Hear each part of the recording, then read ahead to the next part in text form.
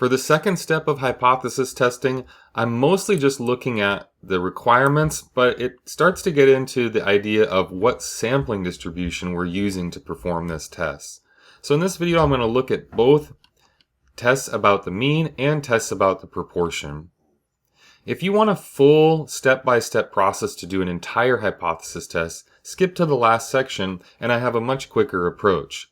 In this video, I'm going to talk a little bit more specifically about what the test statistic means and what the critical value means.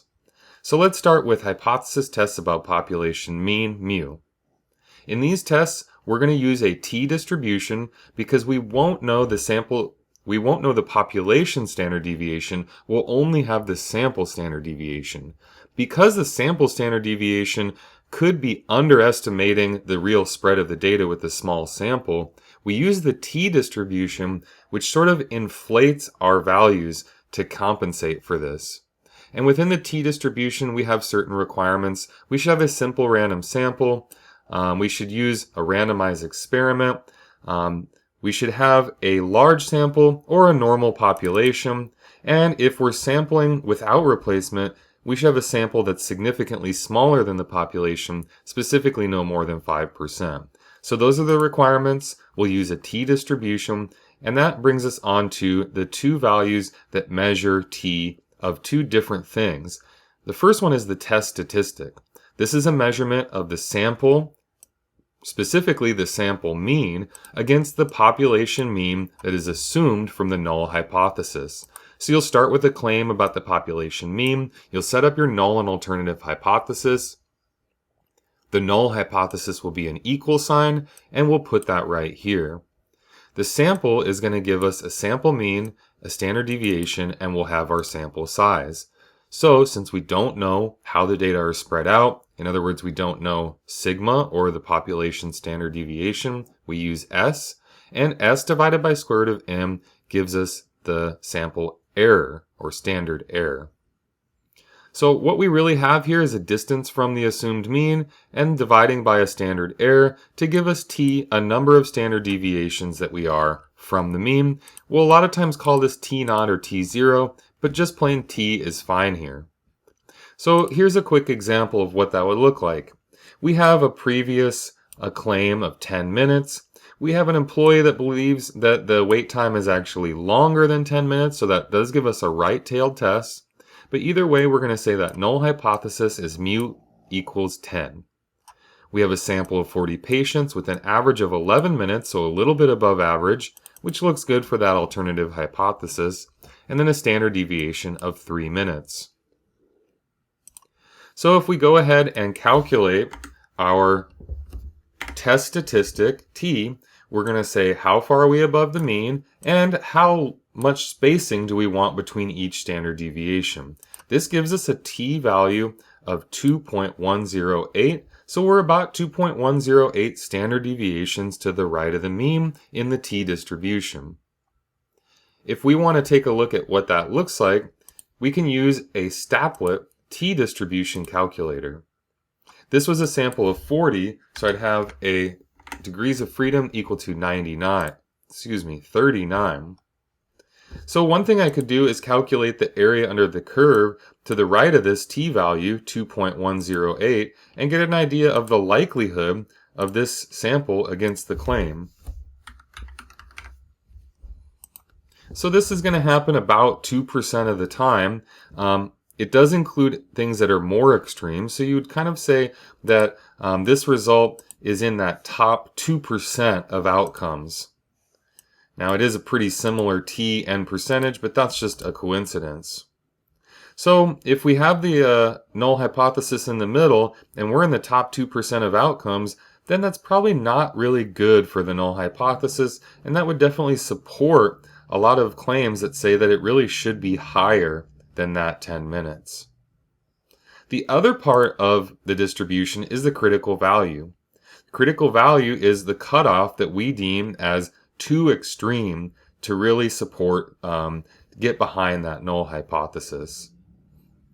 So if we go past that value, we'll support the alternative hypothesis.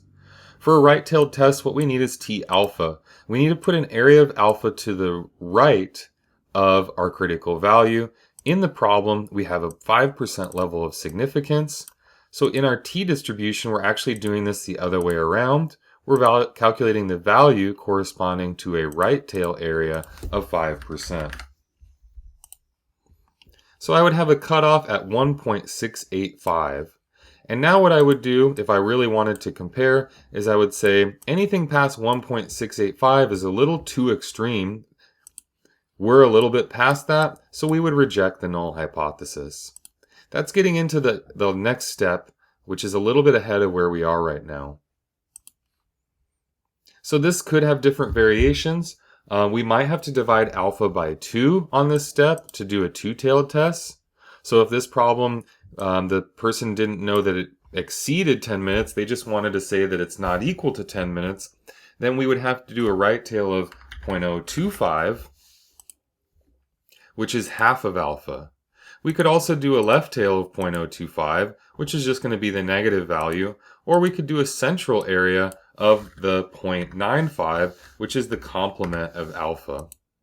So you can see the middle 95% is shaded, the outer 5% is unshaded, and that comes out to be the top 2.5% and the bottom 2.5%.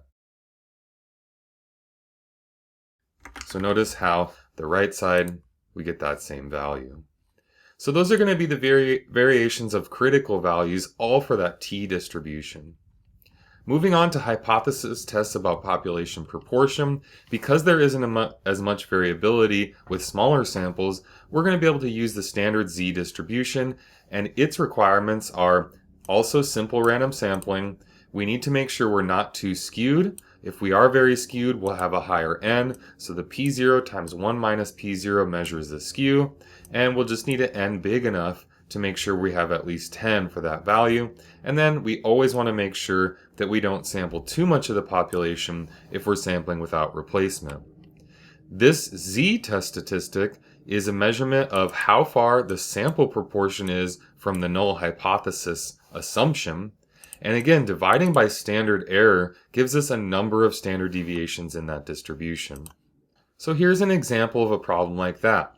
We have a previous study which concludes that 64% of workers got their job through internet resume sites. We have a survey of 100 adults.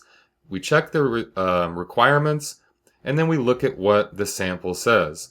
In this sample, we have 24 out of the 100 got their job through internet resume sites. So 24 out of 100 is our p-hat. I usually start with a fraction. Now you could just put 0.24 there, and a lot of people will, but if that doesn't divide out evenly, I do recommend using the fraction because you'll get a more precise result. Then we're going to subtract that p-naught value, which is essentially the null hypothesis assumption. Here we're going to assume 64%. So we're going to be well below that average. 24% is much below 64%. And just to note, the researcher claims that we have an increase of that percentage. So now I'll divide by the standard error. That's going to be the square root of p-naught times 1 minus p-naught. So again, make sure you pick the right p. This is the one from the null hypothesis, or h-naught. That will be that 64%. So 0.64 in this case, times the complement, which is 0.36, basically 64% and 36% add up to 100%, and we had a sample size of 100. This sample is actually past 8 standard deviations to the left of the mean. So this is kind of an odd problem. The researcher thinks that it's actually more than 64%, but in their sample, they got something considerably below 64%, actually only 24%. So it's a right-tailed test, but we got a left side test statistic z. If we want to take a look at what this all means, we'll need to look at a normal distribution calculator with the mean of 0 and a standard deviation of 1.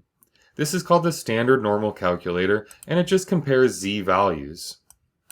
So in this situation, my z-test statistic is negative 8.33, and I have a right-tailed test. So what we'll see is that that's an area of about 100%, which is going to really seem odd, but it just means that we're completely on the wrong side of the distribution. This is, we're extremely likely to be anywhere in this region. The other thing we would look at here is the critical value. This is a right-tailed test, so we would look at Z alpha on the right. In the problem, we have an alpha of 0.05. So what we would need to do is change this to value corresponding to the area with a right tail of 0.05. That would give us a cutoff of positive 1.645. So like I said, the problem's very odd. If we really wanted to support the claim that it now exceeds 64%, then we would need something considerably above 64%. Since the sample is actually quite a bit below 64%, we got a negative 8.33 test statistic, which is plotted way down to the left on the opposite side from where we want to be.